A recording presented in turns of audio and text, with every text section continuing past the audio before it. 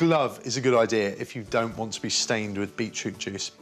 So just take a cooked beetroot and just run that down the grater. There we go. Right. Grated beetroot is OK, but it needs punch.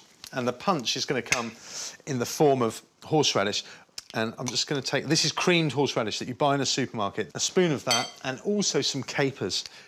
There we go. Capers have a sort of a tangy, vinegary flavour, but just very, very delicately spicy as well. So they go well with the beetroot and well with the horseradish. Right, mix all this around. A bit of pepper. I can remember probably my first cooking experience was with my grandmother. I would be allowed to arrange the biscuits on the plate, and I can remember I brought the plate out and it all go, ooh, lovely. And it was a great feeling. Praise is always good with kids.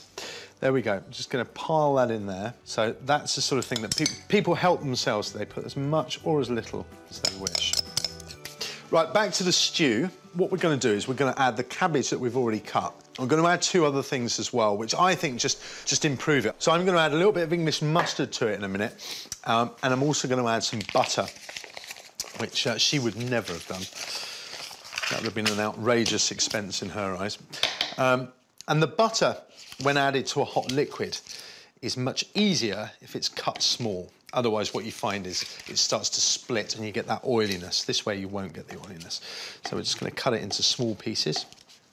And then I reckon it's time to add the cabbage. Now, the thing about this now is when you approach the pan, you are sure that there is not enough stock in there to absorb that cabbage, but actually, the cabbage will break down.